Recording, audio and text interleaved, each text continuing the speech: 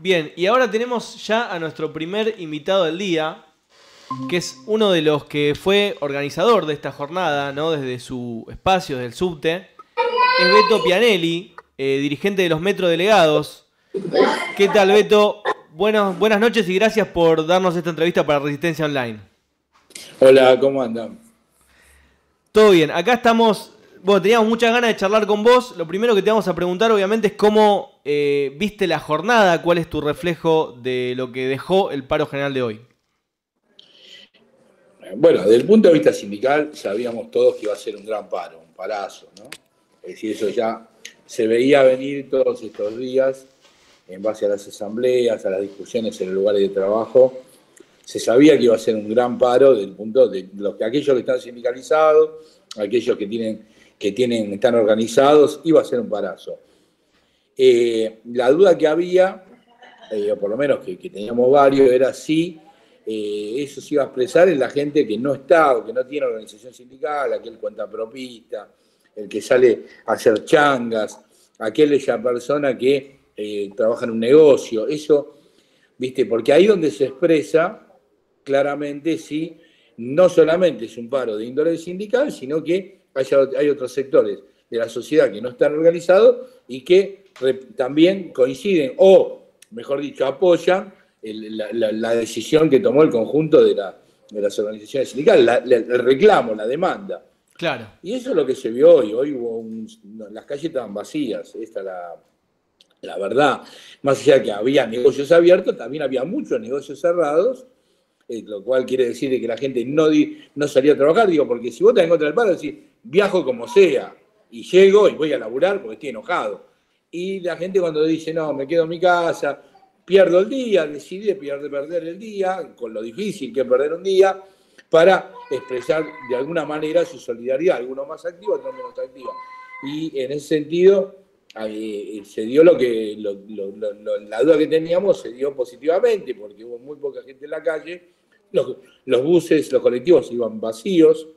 El único que estaba lleno es donde estaba Patricia Bullrich. No estaba muy lleno tampoco, igual. Tampoco, además le dieron... Claro, no, y encima no le dijeron que hay que cargarlo a la sube. Claro. No, le falta experiencia en viajar en colectivo, me parece. Y no sabía de qué se trataba, esa es la verdad. Claro. Beto, así que bueno, para mí es muy bueno, pues, es la conclusión.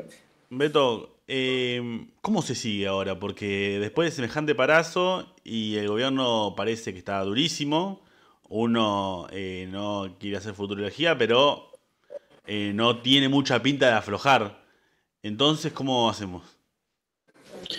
No, mirá, yo creo que este gobierno, y más discursivamente, va a decir que el paro fue un fracaso. Bueno, ya lo están diciendo, que no paró nadie. Van a decir que no nos mueven, que se burlará del paro, porque estamos frente a un gobierno con un tinte autoritario extraordinario, nunca visto. Es un gobierno que a los aliados de él los acusa de traidores, Claro. de alcahuetes, de todo, y son los aliados. ¿Te imaginás con lo que no somos aliados? Yo la verdad que no tengo expectativa que digan, che, la verdad, vamos a repensar esto que estamos haciendo. Pero el paro para mí va a afectar a todos aquellos que alguna duda podían llegar a tener de votar la ley ómnibus. Es decir, a los senadores, a varios diputados que votaron la ley de bases y que hoy, la están pasando fulera porque ya no pueden caminar por la calle. Y ven, porque la evaluación que muchos hacían es, bueno, hay que darle el famoso chamullo de la gobernabilidad, es apoyemos que este tipo está creciendo en imagen. Bueno, que aparte lo que dicen, viste, los medios te dicen que está todo bien, que vamos progresando, baja la inflación. Entonces muchos dicen, bueno, aprovechemos esta oleada, acomodémonos, muchos de la oposición, y terminamos votando las leyes. Yo creo que esto hace repensar a todos, a los que estaban directamente por votar en contra, a aquellos que tenían dudas, a aquellos que son presionados, ahora tienen una presión muy fuerte desde el otro lugar. Y eso es a lo que estamos apostando, ¿verdad? Por más que formalmente podamos decir queremos que el gobierno cambie la política. La verdad que nadie se cree que el gobierno va a cambiar la política. Es decir, es muy difícil, casi imposible, te diría. Pero sí no poder implementarla, porque si mañana el Senado no tiene mayoría, parte de su política se cae. Y segundo, mirá que tiene media sanción en el Senado en contra del DNU, que es más complejo todavía, porque aquellos alcahuetes que le votaron la ley, que ya a esta altura pasaron a basura de la historia, yo quiero saber si presionás para que vaya a diputados que tiene que ir, si la van a votar también a favor del DNU, cuando cacarearon que estaban en contra, ¿no? Sí, la presión sindical es clave justamente para esto, ¿no? Para generar consensos y presionar en contra de esta política que es muy nociva. Hoy revisábamos también los índices de caída de la producción industrial, la pérdida de poder adquisitivo. Realmente, económicamente tampoco el gobierno, por más que dice que es exitoso, no está mostrando todavía ningún resultado favorable. Hoy había un... No, éxito no tuvo ninguno. Es decir, lo que hizo, consiguió un déficit, bajar el déficit fiscal a cambio de no le pagarle a nadie. Es decir, así es fácil, ¿no? Porque lo que obviamente prefirió la deuda social, que eso es una caldera. Bueno, pasa lo que está pasando, ¿no? Yo te quería preguntar justo por eso, porque hoy escuchamos al Pollo Sobrero decir que en una asamblea ferroviaria había gente que decía que había votado a Milei y que ya se estaba arrepintiendo y que votaron por unanimidad al paro. ¿Cómo ves esta situación entre los trabajadores del subte? ¿Es así? ¿Empieza a haber, o entre los usuarios también? Mirá, yo no sé si en realidad hay declaraciones así tan tajantes, ¿viste? Es decir, puede ser, lo dice el Pollo, capaz que hay casos así. Nosotros no tenemos casos así. En verdad el voto a Milei, por lo menos en el subte, fue un voto silencioso, muy silencioso. Vos tenés que ver que nosotros veníamos de un conflicto el año pasado, hicimos 32 medidas de fuerza para reducir la jornada laboral, es decir, Milei está en las antípodas de lo que veníamos haciendo nosotros. Entonces, eso no quiere decir que no haya habido compañeros que votaron a Milei. Hubo compañeros, pero fue muy silencioso, porque veníamos en otra sintonía nosotros. En otros gremios, donde no hubo en los últimos tiempos gran conflictividad, es probable que en esos lugares la decepción con el gobierno de Alberto haya llevado a que un sector importante crea que de esta manera podía llegar. Nosotros no tenemos ese problema. Lo que sí yo noto es decir, Milei tuvo el 30% de los votos. Es decir, consigue casi el 60% después, pero en balotaje. En verdad, fue un plebiscito en contra de las políticas que se había implementado en los últimos 4 años. Esta es la verdad. O por lo menos los últimos 2 como mínimo.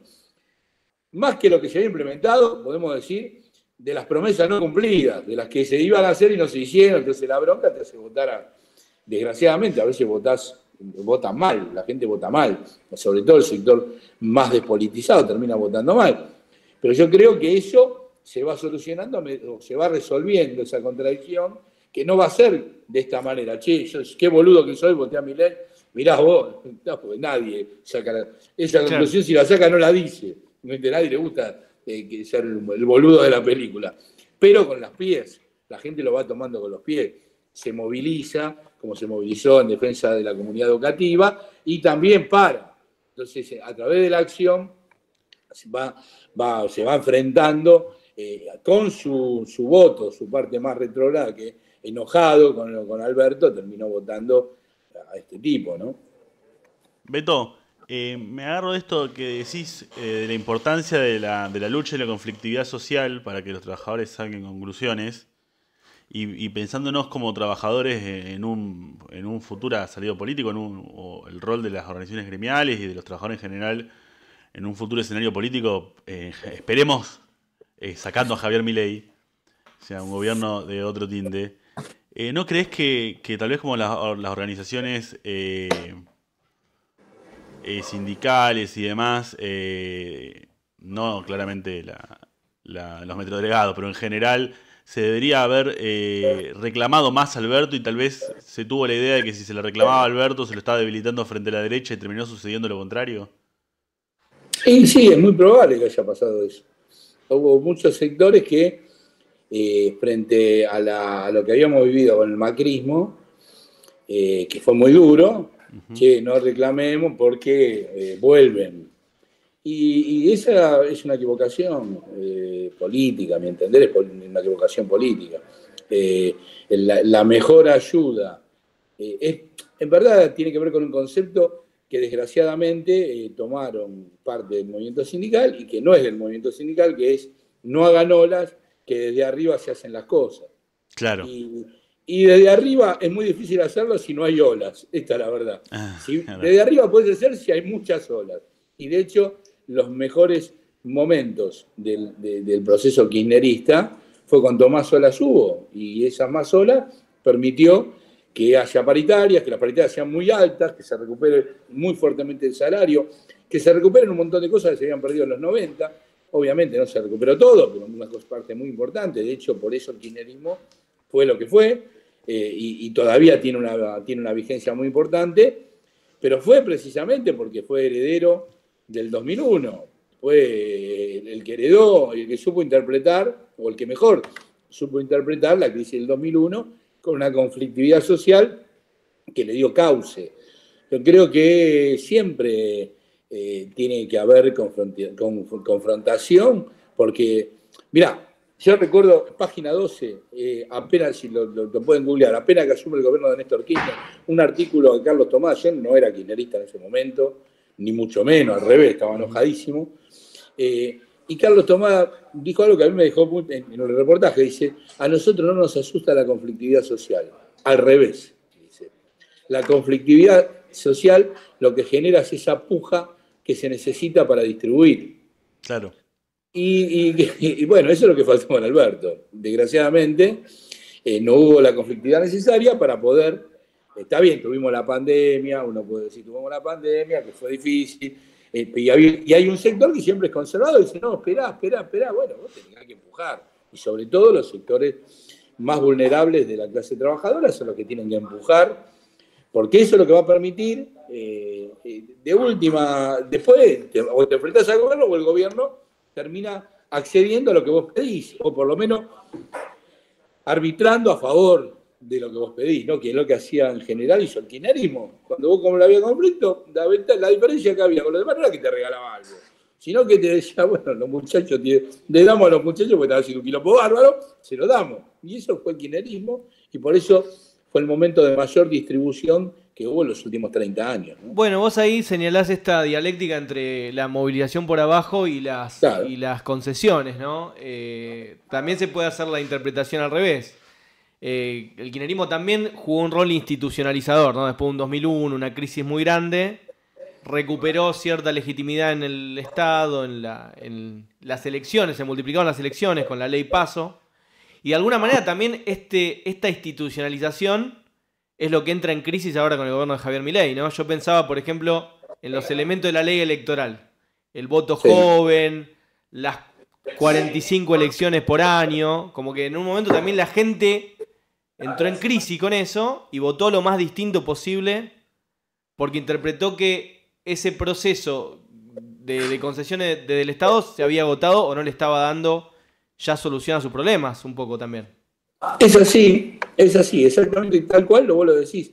Y tiene que ver con que un agotamiento que hubo en el kirchnerismo de no saber presentar a futuro cuáles eran, o mejor, qué es lo que tenés para presentar de mejoras hacia el futuro. El kirchnerismo, en el último periodo, sobre todo, que ya empezó con el último gobierno de Cristina, bueno, estaban esas autocríticas, desgraciadamente no se modificaron. Basta de hablar del pasado. Yo digo, esto la primera vez que lo digo en público, pero lo he dicho entre mis compañeros, se transformó en una corriente conservadora, de los aspectos más positivos que habían logrado, pero conservadora al fin. La perspectiva, la sociedad te presenta, bueno, está bien, tengo la asignación universal, está bien, pero yo no quiero vivir toda la vida con la asignación universal. Quiero trabajo genuino. Entonces, y vos no presentás de qué manera vas a construir trabajo genuino, si no vas a reducir la jornada laboral, si no vas a distribuir el trabajo existente. La gente no es que se va a querer, le va a gustar toda la vida vivir de una asignación universal. No, a nadie le gusta vivir. Lo hicimos en ese momento como un paliativo y estaba muy bien, y eso no quiere decir que haya que sacarlo, pero sí tenés que tener una perspectiva para que la no igual que la olla popular. No tener una olla popular es un problema. Tenerla es mejor que antes que no la tenían. Ahora, lo que quiere la gente es comer en su casa, no en la olla popular. Bueno, eso es lo que quedó del kirchnerismo. En un momento se agotó, el discurso se agotó en relación a las perspectivas que le presentaba la sociedad. Y entonces pasan 20 años y vos lo que te venís diciendo, la asignación, bueno, ya está, papi, estoy podrido de esto. Es interesante, agotándose, ¿no? Desde tu razonamiento es interesante porque uno podría inferir que entonces lo que haría falta en un momento es profundizar, ¿no? O sea, en lugar de esto, de quedarse con el pasado. Pero hoy, sin embargo, el peronismo hay una discusión que no pareciera que eso es lo principal. O sea, como que está en discusión eso para dónde ir, ¿no? Porque también yo veo que parte de la fortaleza que está teniendo Milei también es la dificultad de que del otro lado parece que la oposición no termina de saber con qué ángulo entrarle, ¿no? Hoy creo que el paro general es como una luz en algún sentido, como lo fue la marcha universitaria. Pero desde el punto de vista de la representación política hay una dificultad ahí, ¿no? ¿Cómo la ves eso? Y todavía, primero muy breve, hace 5 meses estamos. Entonces todavía esta necesidad de autocrítica y generar una perspectiva, o como lo dijo quizás el tipo que más interpreta esto, lo dijo, hay que componer nuevas canciones, sí. ¿no? Que es quizás el que todos le vemos mayor perspectiva, porque precisamente puede interpretar eso. Si no componemos nuevas canciones, basta de hablar del pasado. También hay en el peronismo sectores, sobre todo algunos que se transformaron en panelistas televisivos, que quieren seguir hablando, no del pasado reciente, un pasado mucho más lejano, claro, ¿no? Es decir, con un discurso ya sepia, ni siquiera blanco y negro. Pero bueno, es parte del debate que está planteado, no solamente en el peronismo, en el movimiento popular en general, y ese debate me parece, yo soy de los que creo, estoy convencido, de que hay que componer nuevas canciones, es decir, que tenemos que presentarle a la sociedad, que hay decirle a todos los sectores vulnerables que sí, que hay una vida mejor, una vida más digna de ser vivida. El odio, esto de gozar y de disfrutar el malestar del otro, que expresa Milei, que lo expresan sus dirigentes, que se burlan de cuando un tipo se queda sin trabajo, que le queman los colchones como en la ciudad a la gente que vive en la calle. Eso dura poco, eso no. La gente, lo que hablaba con Saborido, decía eso, la gente tiene hijos, que crea familia, en verdad quiere disfrutar de tiene bondad, es solidaria, no es que le gusta patearle la cabeza al tipo que está durmiendo en la puerta de su casa. Quiere que la gente duerma en su casa, cada uno, ¿no? Entonces yo creo que el tema es de qué forma le sabemos explicar a la gente de que para vivir en una sociedad más justa, una sociedad más igualitaria, donde él se pueda desarrollar, pueda crearse, donde sus hijos vivan con seguridad y puedan desarrollarse y tengan una perspectiva de vida, para eso hay que tomar determinadas medidas que son opuestas por el vértice a las que se están tomando hoy, y que existe eso, y hay que plantearlos en políticas concretas, qué sé yo. Me parece que en la provincia de Buenos Aires se ganó por 20 puntos, porque me parece que el gobernador tomó algunas medidas, como las vacaciones a todos los chicos que terminaban la secundaria, el viaje de egresado gratis, son políticas disruptivas, o el CUNITA, que le dio una importancia muy grande a la provincia de Buenos Aires. Es toda una política que se fueron desarrollando y que tuvo una interpretación mejor que la que tuvimos en las políticas a nivel nacional, y eso se expresó en las elecciones, porque se hizo obra, y en un lugar donde podemos decir que es el bolsón de miseria más grande que existe en la Argentina. Sin embargo, en ese lugar ganamos por 20 puntos. Beto, esta es la verdad.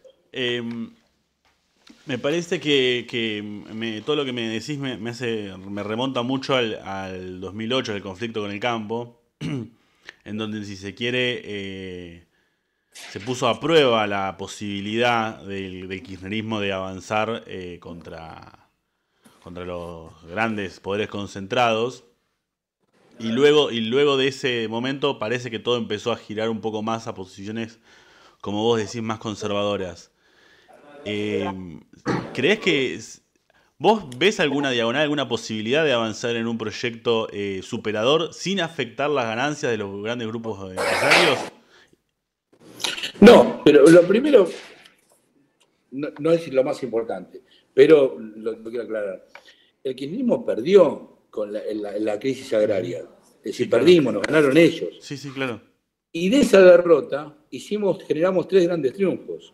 Recordá, gana Cristina con el 54%, sacamos la ley de medios, digo, en América Latina, después no la pudimos implementar, Claro. pero de esa derrota lo llevamos puesto a Clarín. Después, obviamente, Clarín más vivo, nos llevó puesto, terminó ganando ellos. Pero en ese momento dimos 2 batallas a la contraofensiva importante. Inclusive la reforma judicial también era muy importante, que obviamente después te cagaron. Yo comparto, digo, para no maniobrar y decir todo, yo creo que en ese momento tenías 2 alternativas. O rompes el régimen, porque ¿qué haces con la justicia? La haces pelota y armás una nueva justicia, o si no te comes el garrón de que te hagan lo que te hicieron, ¿no? Es decir, te congelaron las 2 leyes, te las congelaron, Claro. te hicieron retroceder. Bueno, en eso sí, yo creo que había que profundizar, había que radicalizar, no, es una palabra que a mí no me gusta, pero sí profundizar en el marco del sentido común que tenía el conjunto de la sociedad, que no se hizo. Yo creo que si no se toca para distribuir, cuando vos querés distribuir, es porque hay uno que se lleva un montón y otro se lleva muy poco. Claro. Es decir, si queremos distribuir, tenemos que tocar, es decir, al que la tiene, al que se la llevan todas. Y en la Argentina, desgraciadamente, no en la Argentina, es un proceso mundial, yo te diría, se habla mucho de la pobreza y no se habla de la riqueza. Nada. Porque la riqueza es escandalosa. Digo, yo cuando era joven hablábamos de Rockefeller y hoy Rockefeller es un pobre tipo al lado del dueño de este salame que Elon se saca Musk. foto con Milei, Elon Musk, al lado de ese o de, qué sé yo, de los millonarios patriotas norteamericanos. Ya no se conforman con la Tierra y quieren sacar riqueza de Marte también ahora. Claro, ya están pensando, ¿me entendés? Hay una distopía en Apple TV que se van a otro mundo, después de haber construido toda la Tierra, van a chorear a otro mundo. Bueno, hoy eso es escandaloso, entonces hay que discutir la riqueza, porque en el marco de esta miseria hay una riqueza que a veces escandalosa. Tal es la riqueza que hay, que el debate que tienen entre ellos, yo lo he planteado, lo he escrito a veces en algunos portales, planteándolo desde un lugar, desde la reducción del tiempo de trabajo. Que los tipos dicen, escúchame, demos un salario universal, lo cual sería buenísimo. Hay un sector que dice, salario universal no nos resulta nada, 0,00% de nuestra fortuna, y vivimos tranquilos porque por lo menos comen, y no tenemos el riesgo que un día nos entren a casa y nos lleven todo. Dicen eso, porque es tal la riqueza, que muy pequeño lo que tienen que distribuir para tener una tranquilidad por muchos años. Este es el debate hoy en día. Nosotros, obviamente, lo que queremos una sociedad más igualitaria, lo que estamos pensando es que hay que distribuir el tiempo de trabajo, que hay que tocar esos intereses y que hay que distribuir esa riqueza. Beto, si no distribuimos esa riqueza, tenemos un problema. Muy interesante lo que planteás. Nosotros acá nos identificamos más con un espectro político que tiene que ver con la izquierda, ¿no? Reivindicamos esto que hablás de la dialéctica entre lo que es la calle y el palacio, se podría decir, ¿no? Las instituciones, claro, y la movilización y la necesidad de movilizar. Quizás un poco desde nuestra perspectiva, el kirchnerismo, las disputas que tuvo con los grupos concentrados las institucionalizó demasiado. Hubo un exceso de institucionalización. Recordemos que el 2008 se resolvió por el voto no positivo de Cobos. Pero claro, si se hubiera quizá movilizado, si se hubiera apelado a los trabajadores, a esos sectores populares, porque en última instancia esas instituciones también tienen sus trampas, ¿no? Vos hablabas de la justicia. Y el Parlamento también. Por eso yo te digo, vos podés, si querés, si tenés que profundizar, tenés que tocar el régimen. Todos los procesos latinoamericanos terminaron modificando el régimen existente. Y eso tampoco es garantía, porque hubo asamblea constituyente en Ecuador, no fue mal, y mirá cómo estamos, no avanzamos más. Sí, falta un proyecto político. Un poco Chile también tuvo esa problemática. Claro, pero ojo, yo coincido con vos que en un momento el mismo régimen que a vos te permite poder implementar un montón de políticas distributivas, es el régimen que te las traba. Entonces, claro, yo soy de la idea que en algún momento se tiene que romper para modificarlo y que surja una cosa nueva, ¿no? Y hablando de eso en la actualidad, y con esto ya para cerrar y para ver como continuidad, hubo un paro muy grande hoy, ahora se va a discutir la ley bases, ¿no? Hay distintas perspectivas. Una es que vuelva con modificaciones y que después se apruebe, otra es que se rechace.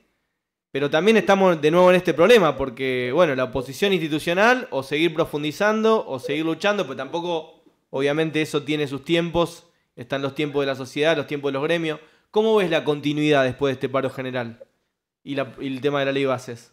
Yo creo que lo primero que hay que intentar es que no se vote. No es el fin que se vote. Es decir, si se vota y tenemos la desgracia de que no conseguimos que evitarlo, y bueno, vamos a tener que actuar de otra manera, pero yo opino, coincido en esa mirada. Es decir, no...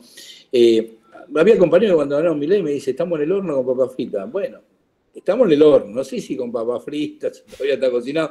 Mientras que no haya derrota en las calles, mientras que la gente proteste, mientras que se pelee, mientras que te pongan los milicos y la gente vaya igual, siempre hay perspectiva de ganar. Entonces, es lo que estamos viviendo. Ganó Milei, muchos pensaban de que se venía la noche, y hasta ahora, la ley base se lleva 4 meses y no la pudo sacar, tuvo que retroceder ya en la primera versión. Está bien, te metió el DNU, pero ya el DNU tiene media sanción en contra, y aparte hubo un paro el 24, hubo una gran movilización de las compañeras apoyada por el movimiento sindical el 8 de marzo. Muy bueno. Hubo un 24 de marzo único, donde no solamente se juntaron los organismos, sino todas las organizaciones sindicales, cosa que nunca había pasado. Hubo un 1 de mayo muy interesante del movimiento sindical y hubo este parazo. Yo creo, y en el medio hubo la gran movilización estudiantil, que fue la más masiva de todos. Yo creo que no estamos tan mal. No quiere decir que ya ganamos, nada por el estilo, pero yo nos veo con mucha potencia y tenemos que, de la misma manera que tenemos que decir que hay que tratar que se evite que se vote, también hay que decir a los compañeros que mirá que el día que se vota vamos a seguir peleando, no es que se vota y vamos, qué bueno, los cagaron, nos vamos a casa. La perspectiva que hay que darle es que hay que transformar este país y parece que genera una alternativa política. Una alternativa política que obviamente hoy no está, pero va a surgir inevitablemente, indiscutiblemente, y va a surgir también de las propias experiencias que tiene nuestro pueblo y esperemos que sea rápido. Beto Pianelli, muchas gracias por este espacio y por brindarnos esta entrevista para Resistencia Online. Estaremos en contacto, seguramente. Nos vemos, chicos, un abrazo. Nos vemos. Chao, hasta luego. Seguimos.